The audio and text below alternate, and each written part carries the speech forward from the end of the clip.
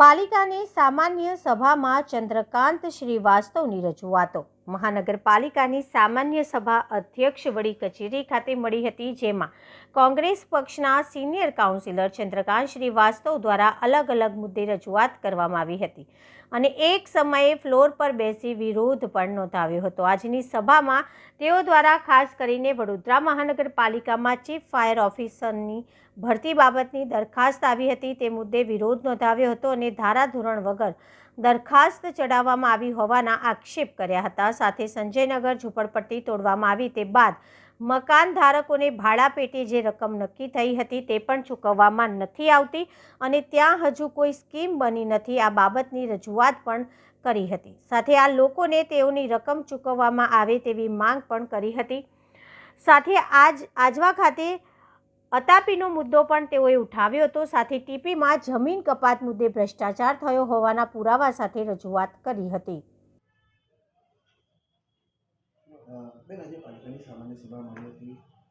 અનેક કામો ધ્યાનમાં લેવાયા છે. શું પરિણામ છે સભાના અંતે? વડોદરા મહાનગરપાલિકાની સામાન્ય સભા શ્રી સર સયાજીરાવ સભાગૃહમાં મળતી હોય છે.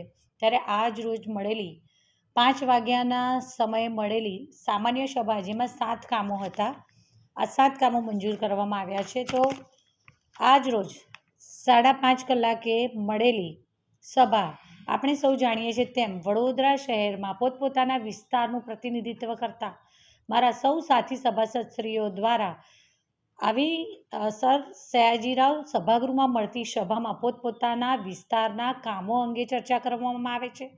તો સાથે સાથે વડોદરા શહેરના વિકાસલક્ષી અને વડોદરા શહેરના નાગરિકોના પ્રશ્નો, સમસ્યાઓ અને તેમના પ્રોબ્લેમ્સના ઉકેલ માટે પણ ચર્ચા થતી હોય છે.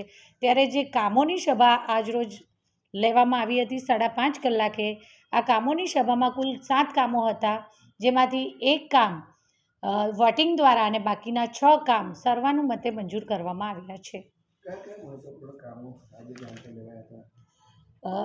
જે સભામાં મેં કહ્યું તેમ કે વડોદરા શહેરના વિકાસલક્ષી હોય કે પછી સમસ્યાઓના ઉકેલ માટેના હોય, આવા અલગ અલગ કામોની રજૂઆતો થતી હોય છે. તો કેટલાક કામો સ્ટેન્ડિંગ સમિતિ દ્વારા સભામાં આવતા હોય છે અને કેટલાક કામ ડાયરેક્ટ સામાન્ય સભામાં આવતા હોય છે. ત્યારે આજ રોજ એક કામ કે જે અગ્નિશમન તાત્કાલિક સેવા વિભાગમાં સ્ટેશન ઓફિસરની એટલે કે ફાયર સબ ઓફિસરની ભરતી માટેનું હતું, જે વિષયમાં જેના સંદર્ભમાં બંને પક્ષો તરફથી રજૂઆત હતી. સાથી પક્ષ દ્વારા એમાં દરખાસ્ત ચડાવવામાં આવી હતી. તેમાં પણ એમના દ્વારા આ વિષયના સંદર્ભે ઘણી ચર્ચા પણ કરવામાં આવી અને ચર્ચાના અંતે વોટિંગ દ્વારા આ જે કામ હતું ચીફ ફાયર ઓફિસરની ભરતીનું, તે કામને વોટિંગ દ્વારા એને મંજૂર કરવામાં આવ્યું છે. વિપક્ષે અનેક મુદ્દાઓ પર રજૂઆત કરીને તેમનું